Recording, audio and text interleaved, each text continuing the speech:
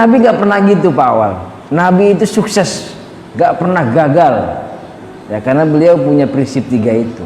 1 STP, segmented, targeting, dan positioning. Beliau tahu di mana masyarakat butuh itu yang dijual. Jadi kalau musim rambutan, dijual rambutan. Ya di sini kayaknya orangnya butuhnya kaos. Karena rata-rata orang pakai kemeja, jarang pakai kaos. Mungkin gak punya kaos, jual kaos, laku itu kaos. Contoh. Nah itu Nabi. Apa yang dibawa? Karena pengalaman 18 negara ini, jadi beliau tahu kultur, kebutuhan apa yang dibutuhkan oleh masyarakat di negara itu, dijual. Dan beliau itu bukan sahibul mal, investor, tapi investornya orang-orang saudagar. Salah satunya adalah Khadijah. Beliau mudharib, ngebawa barang manajernya lah, dibawa barangnya laku, jujur apa adanya. Maka beliau punya posisi, punya prinsip diferensiasinya berbeda. Saat orang lain jualan A dengan cara yang jualan A dengan barang yang sama, beliau Nabi selalu berbeda. Salah satunya adalah customer satisfaction, memberikan pelayanan yang paling hebat gitu. Yang pernah saya ceritain kemarin bahwa udah janji mau jual beli, ternyata orangnya lupa, sambil ditungguin 3 hari sama Nabi, nggak kemana-mana gitu. Itulah awal kali ada yang mengatakan istilah al-amin, hahwal amin. Jadi orang-orang Arab itu susah Pak, kalau mengecengin Nabi itu susah. Maka orang Arab itu kan paling gedeg kalau manggilin Nabi. Orang Quraisy ya, masalahnya dari namanya aja udah ngegedegin buat mereka. Muhammad itu apa artinya?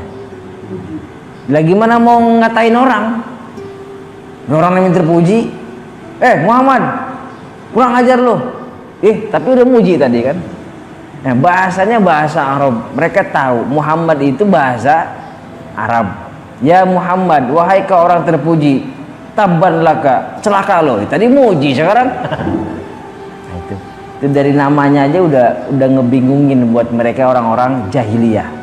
Nah, itulah Nabi Muhammad SAW istimewanya beliau, berdagang nggak pernah gagal.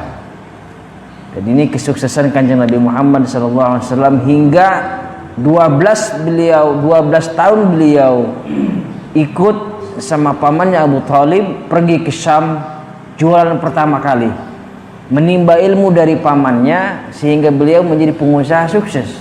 25 tahun kemudian beliau menikahi Khadijah, sahibul mal, investornya. Kenapa? Atas dasar kecintaan Khadijah terhadap kepribadian Rasulullah SAW. Waktu itu ada banyak para penguasa, Pak RT, Pak RW mau ngelamar dia gitu.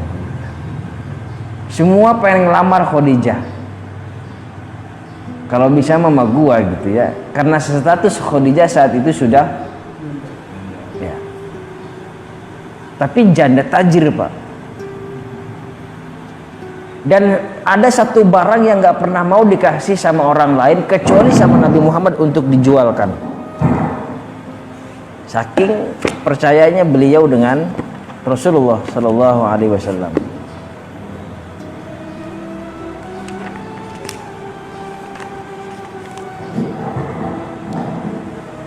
Dan dikatakan bahwa Rasulullah menikahi Khadijah ini beberapa bulan, ada yang mengatakan syahrain, 2 bulan setelah Rasulullah melakukan ekspedisi perdagangan ke Syam, ke Syam, bukan Paman Syam ya, ke Syam. Walamma raja'a ila Makkah wa ra'at Khadijah fi maliha min al-amanati wal barakati ma lam tara qabla hadha.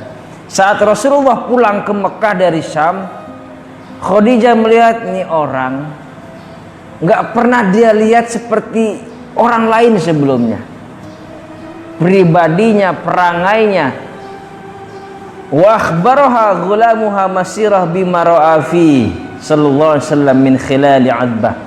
Dan Ini juga dipersaksikan, dibilangin sama Masyirah, pembantunya lah.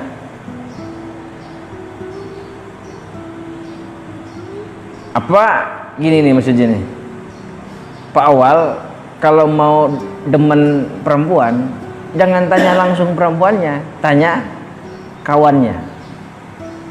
Persaksian. Nah, ini disebut dengan Nabi, anil mar'i la tas'al wasal an qarinihi.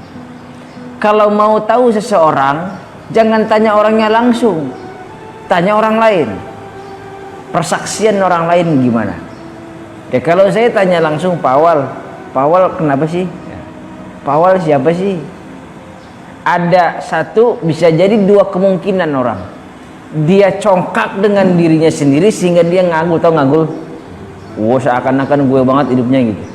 Atau bisa jadi kedua, bapak ini malu, tawaduknya bapak, sehingga bapak malu untuk menceritakan siapa bapak ini. Padahal bapak ini saudagar kaya. Awal mobilnya di mana-mana. Maka Nabi kemudian anil mar'i la tas'al wala aswasal an qarini. Kalau mau tahu seorang itu jangan tanya orangnya, tanya tetangganya, tanya kawannya. Itu dia gimana? Oh, orangnya cakep dia mana? Itu persaksian orang. Sama, hampir semua orang saat itu nggak ada yang membicarakan aib Rasulullah. Memang nggak ada aibnya. Wasyama'ila karimah, dan semua perbuatan Nabi itu mulia terpuji. Nggak ada satupun yang tercela dalam semua perjalanannya. Mulai dari jalan kakinya sampai kemudian dia berunta, naik kuda dan lain semuanya terpuji. Apa tuh kalau orang itu kelihatannya apa? Berwibawa. Biar kata nggak punya duit, berwibawa aja udah. Pokoknya wibawanya naik nih Rasulullah. Orang ngelihat itu segen. Biar kata kecil, segen. Tapi ada orang gede, orang kaya dan orang itu kita ngelihatnya jember amat gua ngelihatnya. Ada kayak gitu kan? Nah, tidak ada wibawa dalam dirinya. Wa fikrun rajihun, karena Rasulullah punya pikiran, punya otak cemerlang, cerdas. Ya karena memang salah satu syarat fatona. Kenabian itu cerdas. Setiap menjawab segala perkara pasti dengan kecerdasan. Fatonah bukan cuma otaknya tapi hatinya. Nah, ini disebut dengan ESQ, emotional, spirit. Q-nya apa, Pak? Apa Q-nya? Nah, yaudah itulah. Wa mantiqun shadiqun, dan perkataannya selalu jujur. Itu Nabi, nggak pernah nggak jujur. Makanya diperdebatkan saat Kanjeng Nabi Ibrahim itu berbohong dalam 3 hal. Satu, nggak ikut haflah karena sakit, padahal nggak sakit. Yang kedua, siapa yang ngancurin berhala? Nabi Ibrahim bilang, no, yang paling gede. Yang ketiga bilang bahwa si istrinya Sarah itu bukan istrinya tapi saudara adiknya. Nah, ini berbohong apa bukan? Bukan berbohong, hilah. Wa nahjun amin, wajadat dhalatuhal mansyudah, wa kana as-sadatu war-ru'asa yahrusuna ala zuwajiha. Dan semua para penguasa, para orang kaya saat itu kepingin ngelamar Khadijah. Apalah daya, Khadijah bukan cewek matre karena beliau punya duit juga, orang kaya, pengusaha, sahibul mal, investor. Jadi kalau Indonesia berinvestor dengan Cina misalnya, ya itulah Khadijah, beliau investor. Siapa yang melakukan? Rasul. Maka setiap berdagang caranya adalah Rasulullah mengembalikan uangnya, uang modalnya plus keuntungannya dengan bagi hasil. Mau itu 50-50, 70-30, 60-40, 25-75, terserah kesepakatan. Nah, maka juga sama, setiap kali Bapak ada usaha begitu. Contoh, Pak Iwan punya kambing sama Pak Nur, kemudian Pak Nur disuruh ngangon, Pak Nur kasih keuntungannya. Nah, itu hukum fikih muamalah kemarin saya sudah bahas sepintas kan, mulai dari pergadaian sampai apa kemarin saya bahas itu. Sampai apa kemarin saya bahas, Pak? Lupa ya. Minggu kemarin saya bahas hukum fikih hukum muamalah itu, tapi memang bukan konteksnya kemarin karena memang kebenaran saja membahas tentang cara berdagang Rasul sallallahu alaihi wasallam sampai hukum riba maksudnya. Karena Nabi juga pernah utang pinjam. Dan salah satunya Rasulullah kehebatannya itu kalau minjem nggak pernah lewat waktu, bahkan mendahului sebelum jatuh tempo. Kalau 1 bulan beliau minjam tanggal waktunya, tempo waktunya, maka kemudian beliau balikin tuh duit 15 hari sebelumnya. Kalau kita kan susah. Coba Bapak pinjam ke bank. Begitu pinjam ke bank, KTA, tahu KTA? Kredit tanpa habis-habisnya. Duh, kalau Bapak pinjam, lah kemudian mau balikin tuh duit, saya mau tanya, kena penalti apa enggak? Nah, itu disebut dengan riba namanya. Karena ada perjanjian persyaratan.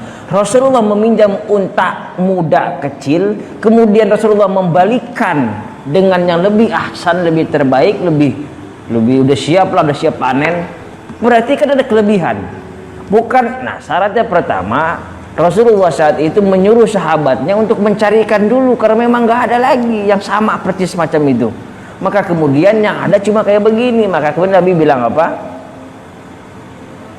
A'tihi iyyahu khiyarun nas qada'an. Berikan saja udah. Itu yang lebih baik untuk menggantikan hutangku. Kan kayak gitu. Bukan melebihkan. Satu dengan syarat sudah mencari memang nggak ada lagi. Yang kedua niatkan ini untuk yang terbaik memberikannya.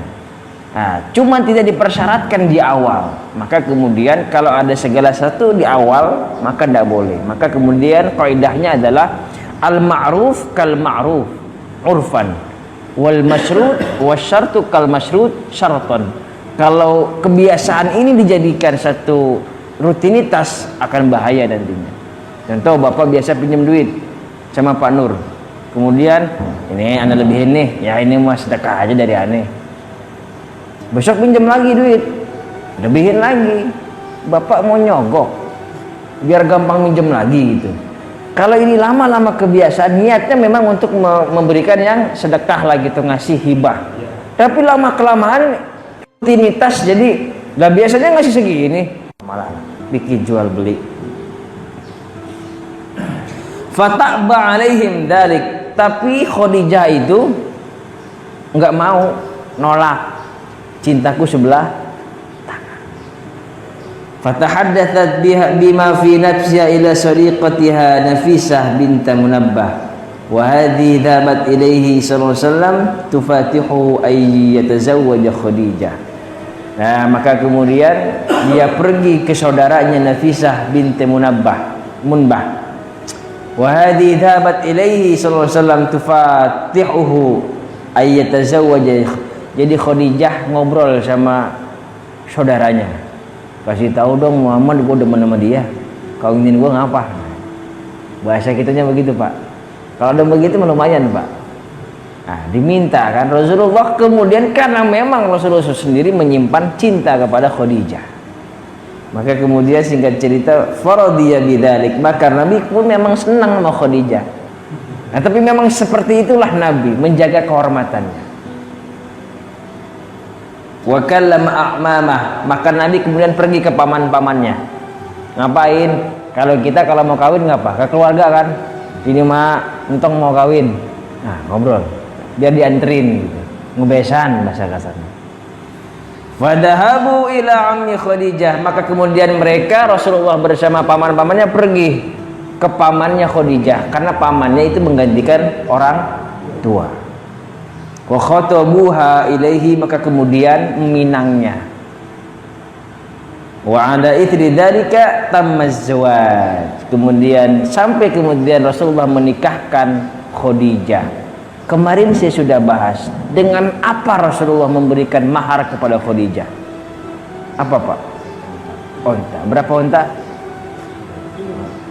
Kesemutan kaki saya. Berapa? 100 unta. Dan berapa? Apalagi? Emas berapa? Nah, 12,4 ons. Katakan kita hitung 50 juta tuh onta. dikali 100 berapa Pak? Sekira 1 M plus 12,4 on. 1 on itu berapa gram? 100 gram. Kalau kita rupiahkan saat ini 1 gram berapa? Tukang emas berapa? Hah? Katakanlah 750 atau 700 lah. Dikali tadi berapa? 1 on itu 100 gram. Berapa jadinya? 1 on dulu tuh. Berapa? Hah? 750 jadi 1 on ya. Dikali karena 12 ons. Banyak. Pertanyaannya, apakah Rasulullah miskin apa enggak sehingga mampu memberikan segitu banyak mahar daripada bapak seperangkat alat salat dibayar tunai? Ya orang juga bisa tunai, orang seperangkat sholat udah gitu mukena lucak lagi. Inilah Rasulullah tanda kekayaan beliau. Tapi beliau tidak, ya nabi lah.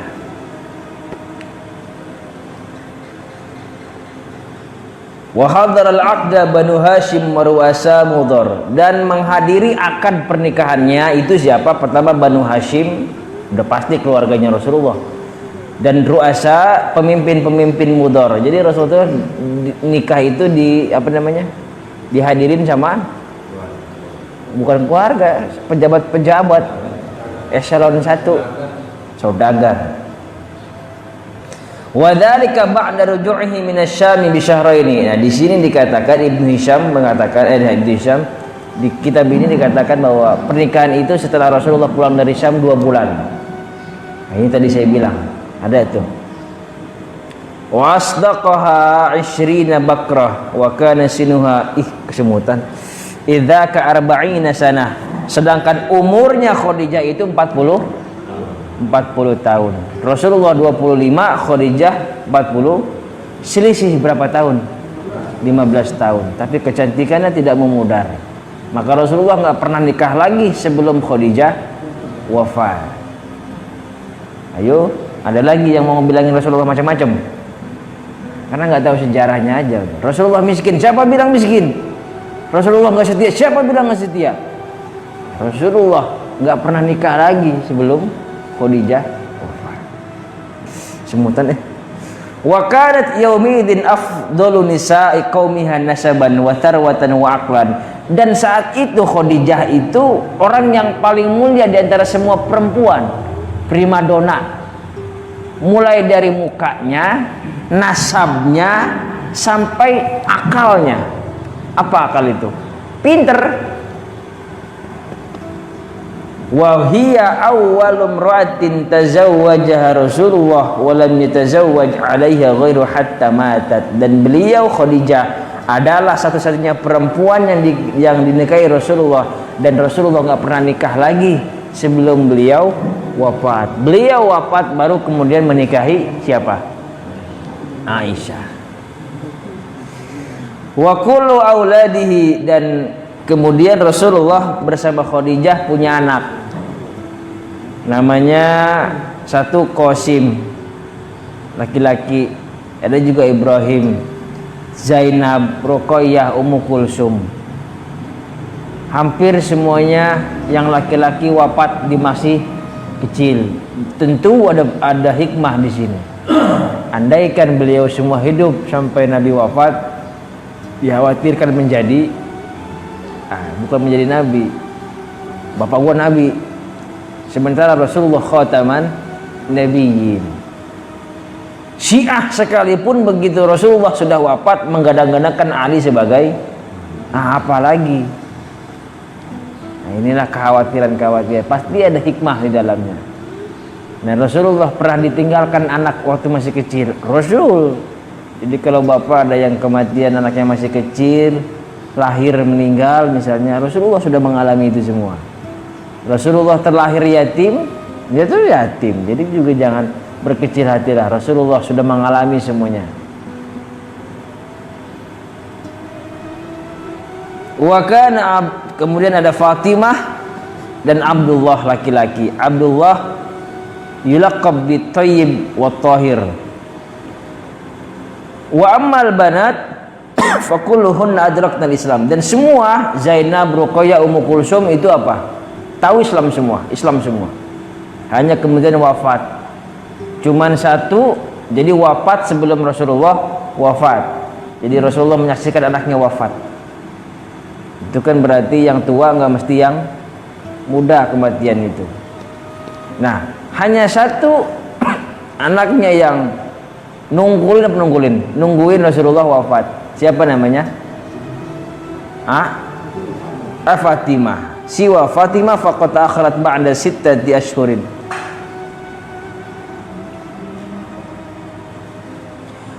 Ini tentang pernikahan Rasulullah. Saya rasa semua sudah paham kalau di sinilah. Apa kemudian beliau umur 25 tahun, berarti belum menjadi nabi. Perjalanan kemudian 25 sampai 30-an Rasulullah masih muda. Masih berdagang dan lain sebagainya, sehingga popularitas Rasulullah semakin hebat. Namanya semakin tinggi. Makin tinggi, Pak. Apa namanya? Jadi viral. Namanya Al-Amin jadi viral.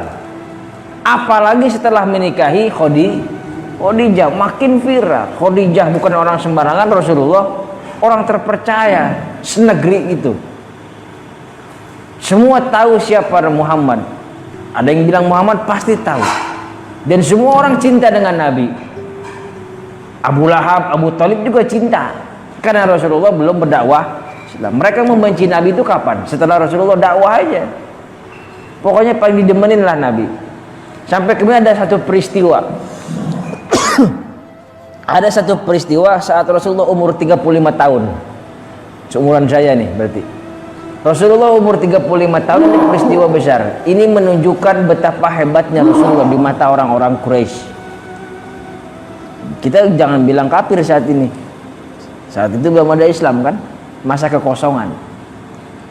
Kalaupun ada, dinu Ibrahim, agamanya Ibrahim. Nah, ini masih dipegang oleh paman datu-datunya Rasulullah SAW.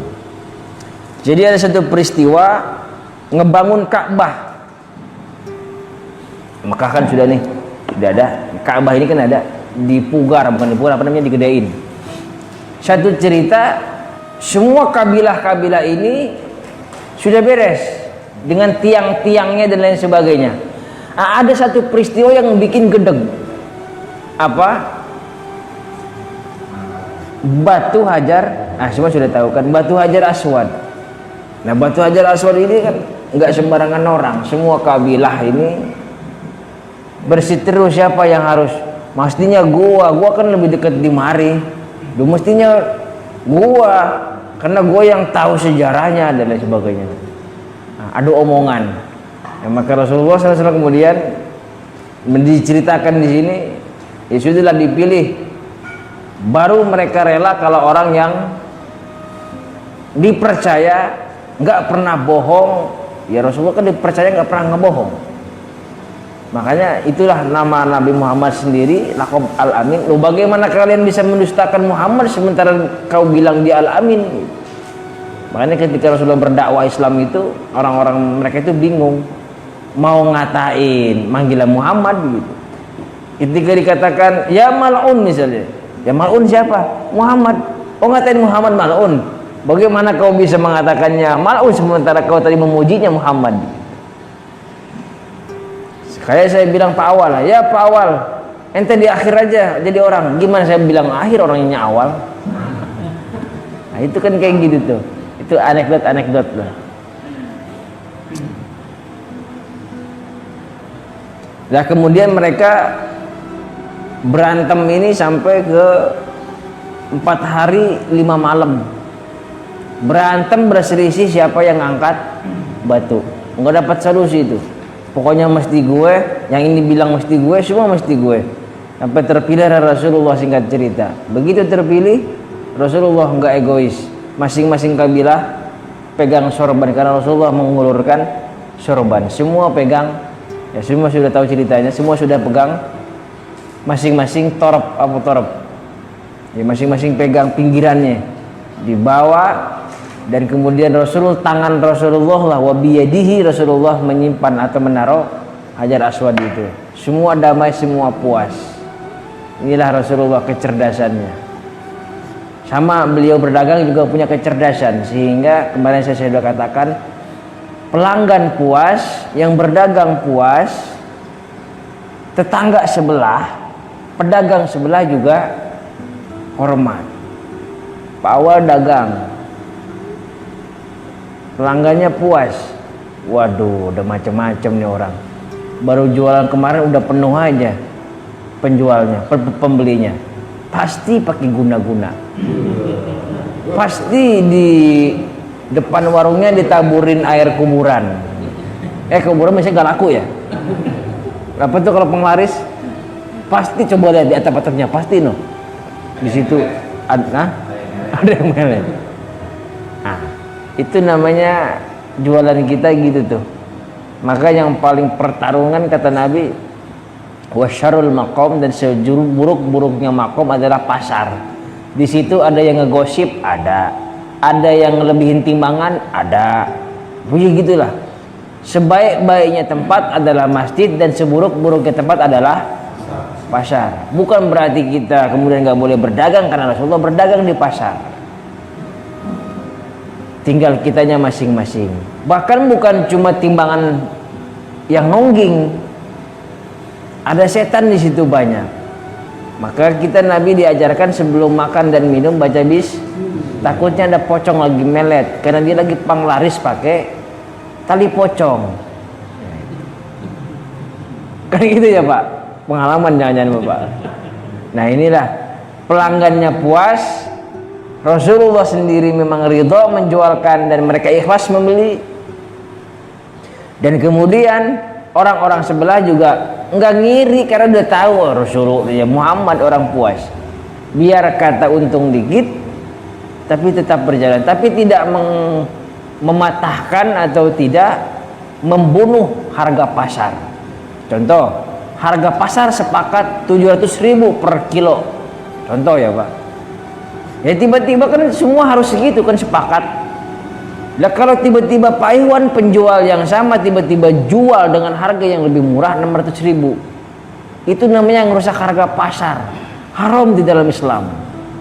Dan Rasulullah nggak pernah kayak gitu. Maka semua tahu Muhammad pasti jualan dengan harga yang sama. Kok kenapa kemudian orang-orang ke dia? Karena orang-orang tahu, satu dia Al-Amin, yang kedua Rasulullah itu selalu berjualan dengan kejujuran, dan yang ketiga Rasulullah selalu apa? Memberikan service excellent. Ada tukang cukur, Pak Iwan tukang cukur, Pak Awal tukang cukur. Yang satu pakai treatment berbeda, harga sama 25.000, cuman Pak Awal tambahin pakai pijet. Lah Pak Nur lagi pegel-pegel dan mau cukur rambut, pilih Pak Awal apa pilih Pak Iwan apa Pak Nur? Pak Awal. Pak Awal treatment, harga sama, tapi tidak mengamatkan harga pasar karena sama-sama 25.000. Nah, itulah Rasulullah memberikan treatment yang berbeda. Hah? Servisnya. Maka yang ketiga tadi saya bilang belum ada STP, ada tadi apa? Yang ketiga itu branding. Apa branding? Nama Rasulullah itu menjadi branding dalam hukum jual beli Al-Amin yang terpercaya. Contoh, kalau sekali dua kali Bapak baru jualan lapak, buka lapak, orang tahu apa enggak? Enggak tahu.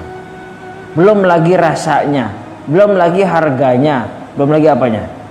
Makanya kalau di ilmu marketing pasti begitu jual lapak, dia buka segede-gedenya, diskon sekian persen. Orang bikin penasaran. Kan kayak gitu. Rasulullah membuat branding ini tuh bukan sekejap mata, tapi dengan perangai dan perilaku. Saya mau tanya sama Bapak. Bapak jualan beras misalnya.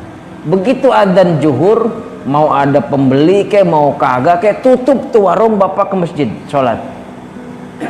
Kebiasaan ini Bapak lakukan terus menerus. Saya mau tanya Pak Nur, orang akan ngeliat apa enggak? Ngeliat tuh orang sholat aja dirapihin, sholat aja dijaga, apalagi perasaan pedagang. Apalagi dia pasti nggak bakalan curang. Kenapa? Biarpun ada penjual yang sekian banyaknya lagi rame-rame, tetap ditutup sama dia. kebiasaan ini terus menerus, enggak sekali dua kali. Nah kalau kebiasaan itu terus menerus, orang akan ngelihat, oh, dan jadi Pak Haji Nur, kenapa emang bagus dia mah, amanah sama orangnya, rajin sholatnya. Ya seenggak-enggaknya dia rajin sholat, pasti dikit bohongnya gitu kan. Lah kan ada yang begini, jualan ini udah bukan rahasia umum lah, rahasia lagi, udah rahasia umum. Ya pos, saya mah ini ngambil untung juga 5.000 perak. Padahal mah COGS-nya apa COGS itu? Modal. Harga modalnya cuman goceng, dijual 50.000, dibilang untungnya 5.000. Orang juga pakai otak gitu. Itu dengan ada apa kelayakan kompetensinya. Karena nggak mungkin Bapak jualan handphone Xiaomi harga 1 juta, Bapak jual 70 juta. Sah-sah aja, karena keuntungan di dalam Islam itu nggak diatur. Mau 1000% mau nggak keuntungan boleh, cuman pakai otak aja Bapak. Harga Nokia zaman jadul itu harga 200.000, Bapak jual 2 juta, ya kan gak laku, siapa yang mau beli? Kecuali barang antik, itu beda peruntukannya. Nah inilah Rasulullah SAW tentang bagaimana beliau itu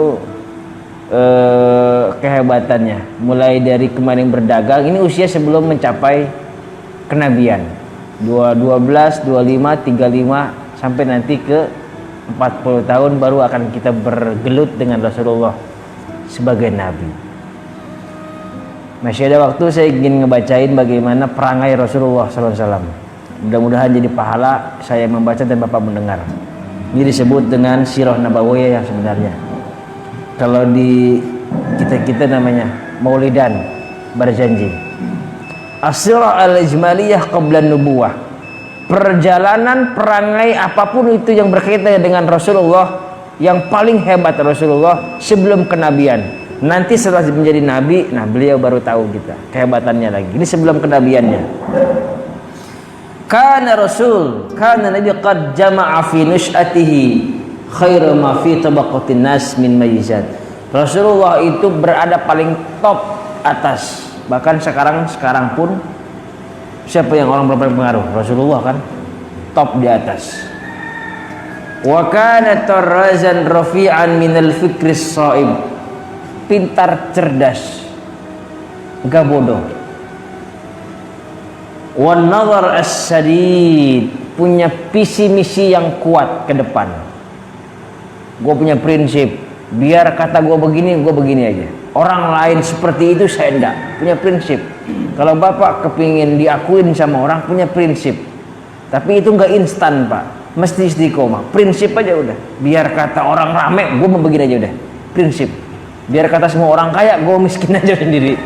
Prinsip, miskin selamanya akhirnya. Jadi Bapak bisa bilang sekarang, gue miskin bukan karena gue nggak mampu, karena gue punya prinsip. Gitu aja.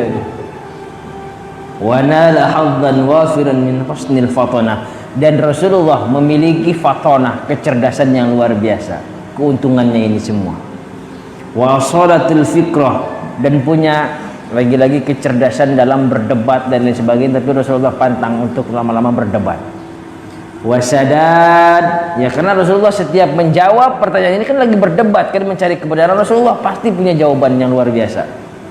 Wasadad al-wasilah wal hadab, wa kana yasta'in bisumtihi tawil ala tuli ta'ammul. Rasulullah nggak banyak omong masa mudanya, 12, 25, 35, nggak banyak omong. Kita kan saya ceritain, mau ngungkapin rasa cinta kepada Khadijah aja nggak berani. Baru kemudian Khadijah punya orang di sini, apa namanya, disampaikan, bilang no Muhammad, gue demen sama dia. Nah baru Rasulullah, gue juga demen, kawin akhirnya. Banyak omong tuh Rasulullah. Ala tulit ta'ammul wa idman al-fikrah wa istiqnal haq wa tali yaqiluhul khusab wa fitratus safiyah sahaiful hayat. Fitrahnya Nabi itu suci. Memang sudah suci karena terlahir dari rahim yang suci pula. Sampai kemudian kharajat min farajin nur. Kharajat min nur, ada dua redaksi. nur. Ya sudahlah, itu sudah habis saya bahas dulu. Wa syu'un an-nas wa ahwalil jama'at fa'afa siwaha min kharafa wa na'a anha thumma 'asha an-nas 'ala basirah min amrihi wa amrihim. Dan beliau hidup di tengah-tengah masyarakat yang beliau tidak tercampur adukan dengan apapun mereka itu semua. Punya apa namanya? Prinsip makanya punya bapak. Dan ternyata kayak Mandra ya. Fama wajada husnan syaraka fi, dan tidak ada yang bisa mendapatkan Nabi Muhammad dari mukanya sampai perangainya. Rasulullah, bayangin aja sama bapak ada orang yang kayak begini. Dulu misalnya bapak 0102 bapak bukan mengagungkan, ngedemenin si Anu. Pokoknya apapun dia baik aja udah kan gitu. Bayangin, ini orang melebihi daripada itu semua. Rasulullah, bayangin aja Pak. Walaupun bapak nggak pernah ketemu orangnya, bayangin aja udah bagaimana keadaan saat itu. Wa illa ada ila uzlatil adidah fakana la yashrabul khamra. Dan Rasulullah nggak pernah sekalipun walau setetes minum khamr. Saat itu diboleh khamr. Ingat, saat itu khamr belum haram loh Pak. Bahkan Islam datang belum khamr. Khamr itu belum haram. Baru 3 ayat berturut-turut turun khamr baru haram. Jadi bapak boleh khamr. Jadi kalau bapak mau sekarang minum khamr bilang halal, boleh zaman dulu tapi. Wala yakul mimma dubiha 'ala nusub, dan enggak pernah makan sesuatu yang haram, sesuatu yang habis enggak bener nyembelih segala macamnya. Rasulullah menjaga sehingga kalau bapak sekarang udah banyak makan yang riba, habis hidup bapak. Selesai. Wassalamualaikum warahmatullah. Orang itu rusak karena perutnya. Maka ulama-ulama itu jarang sekali, wali-wali Allah itu jarang sekali makan puasa maksudnya. Bukan bapak nggak punya beras, bukan. Kalaupun makan dia cari makanan yang halal.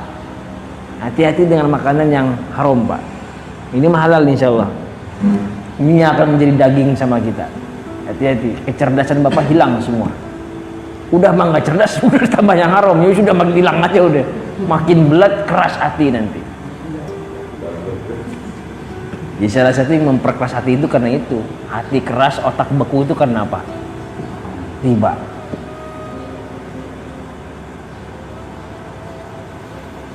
Wala yahdur lil authani aidan.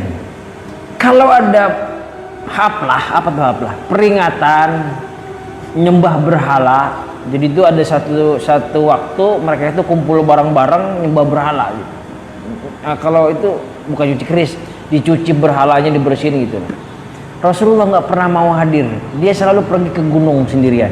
Daripada gue itu udah pergi ke gunung, liatin aja tuh apa saudara-saudaranya pada ngapain tuh. Rasulullah masih muda loh Pak, tapi nggak ada yang berani menghujat Nabi karena Nabi waktu itu apa? Udah dipercaya al-amin. Pergi aja dia. Kalau Nabi Ibrahim kan pergi dengan berbohong bahwa dia sakit, jadi dia nggak mau ikutin haflah Lata Uzza itu. Walah ihtifalan, dan juga ihtifal. Jadi mereka punya hari ya kecuali apa? Ibadahnya puasa Asyu. Nah, Rasulullah ikuti itu. Bal kana min awwali nush'atihi nafiran min hadhil ma'budat al-batilah hatta lam yakun syai'un abghad ilaihi minha hatta kana la yasbiru ala simail halab bil Lata wal Uzza.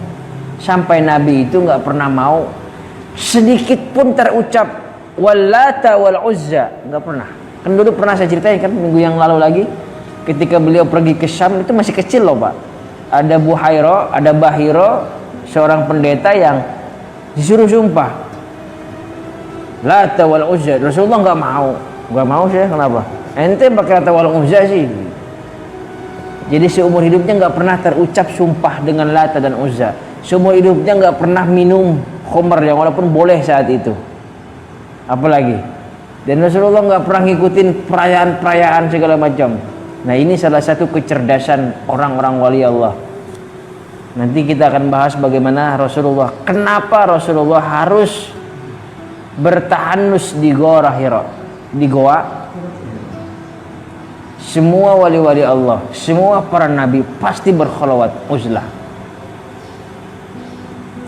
Bapak kumpul nih di pasar misalnya, atau sekarang kumpul nih. Suka ndak suka, mau nggak mau, ketika ngobrol Pak Soleh ngomong, ngerekam nggak kuping saya? Otak saya ngerekam apa enggak? Sehingga akan saya ingat.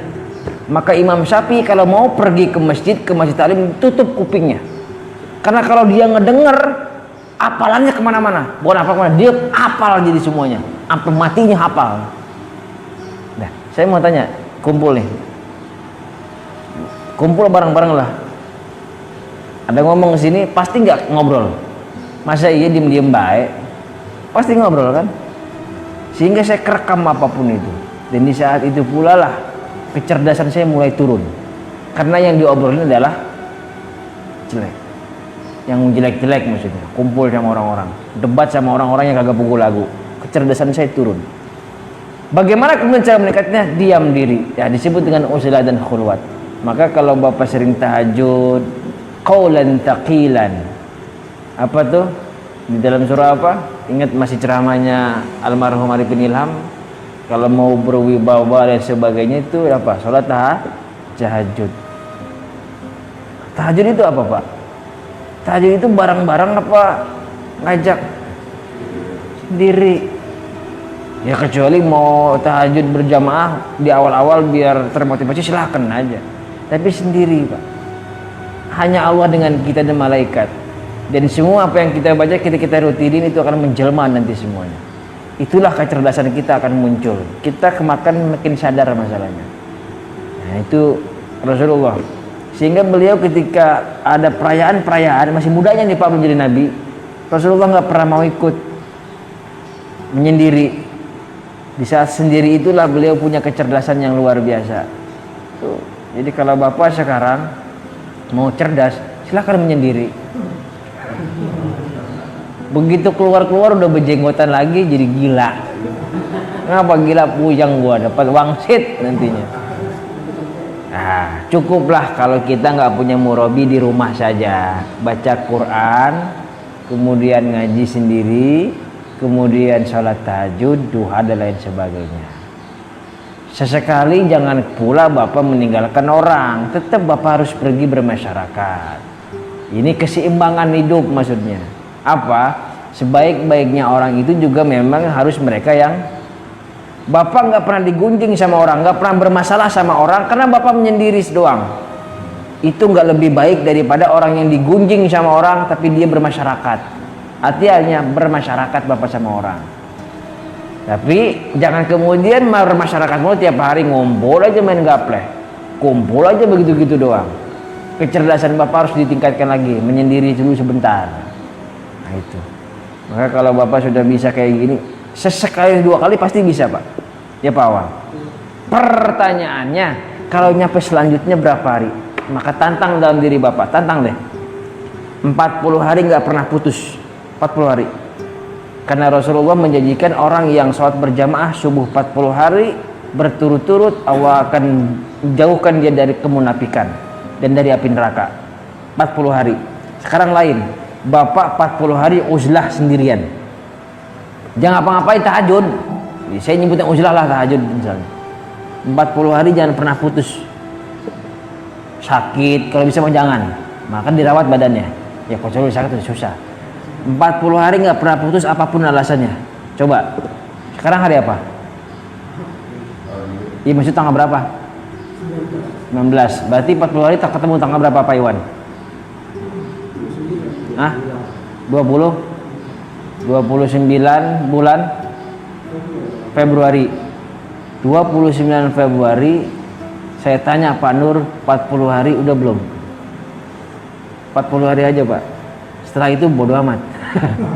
Nanti lain lagi. 40 hari Bapak jangan putus-putus.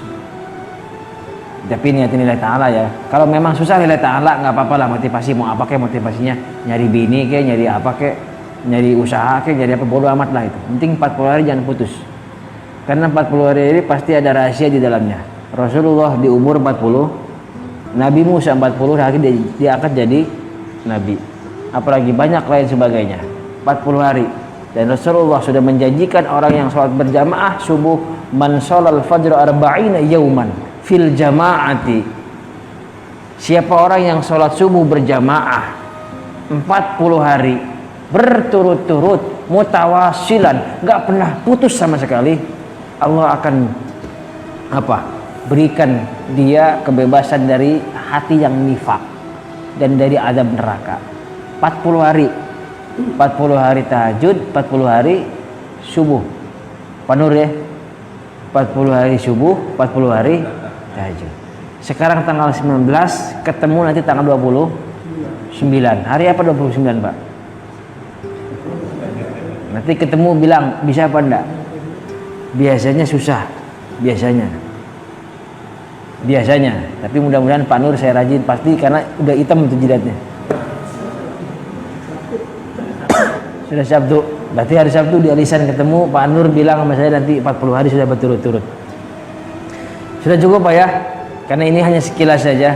Insya Allah nanti di minggu depan baru kita bahas tentang pertama kali badul wahyi. Ini yang paling banyak nanti. Apa namanya, Rasulullah mendapatkan wahyu. Semua perjalanan Nabi sudah kita bahas, alhamdulillah. Ini di yang keberapa Pak pertemuan? Saya bersyukur dari zaman Nabi Adam sampai Ibrahim sampai kemudian Rasulullah sebelum menjadi Nabi sudah kita bahas.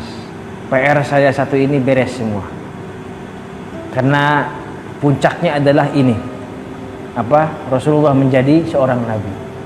Ini beres semua, baru nanti kita akan bahas para sahabat-sahabat Nabi.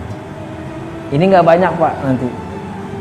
Karena semua pasti sudah paham. Semua sudah, buku-buku banyak banget tentang bagaimana Rasulullah. Kalau mau diskusi nanti diskusi apa silakan. Diskusi fikih ekonomi, selama saya bisa jawab saya jawab. Saya nggak bisa jawab, saya akan bisa jawab. Diem. Silakan. Karena selesai ini barulah semua sudah tahu semua.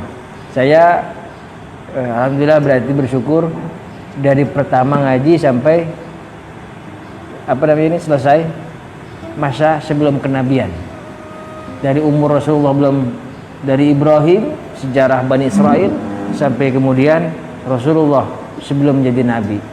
Kalau sudah menjadi nabi, ini sudah banyak buku-bukunya dan sudah banyak pelajaran-pelajarannya. Tapi tetap nanti akan kita pelajari sebagai wujud kecintaan kita kepada kanjeng Nabi Muhammad SAW. Saya hanya katakan hari ini alhamdulillah berarti sudah selesai tugas pertama saya, menyampaikan sejarah Islam dari masa Nabi Ibrahim sampai, mudah-mudahan ada yang salah Allah maafkan dan ada yang benar menjadi ilmu khazanah kita. Tapi ingat semua perbedaan, kalau ada yang berbeda itu namanya perbedaan ahli sejarah, jangan diperuncingkan.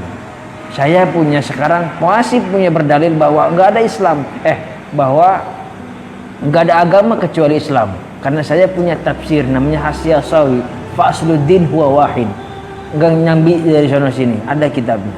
Saya bilang bahwa Sarah memang Hajar itu bukan budak. Ada yang budak silahkan, karena saya pakai sejarah yang satu bahwa ada Hajar bukan budak. Dan saya miris kalau kemudian orang tua Rasulullah ada yang dikatakan budak, karena gimana pun Hajar adalah neneknya Rasul SAW, emaknya jadi Nabi Ismail. Itu sejarah. Ada yang mengatakan dia budak, silahkan, dia pakai sejarah yang berbeda referensinya, tidak apa-apa. Saya rasa sudah cukup. Intinya pelajaran yang sudah kita lalui ini pegang saja sebagai referensi. Gimana saya mau pegang, kan orang lupa semua. Saya rasa sudah cukup. Billahi taufiq wal hidayah. Assalamualaikum warahmatullahi wabarakatuh.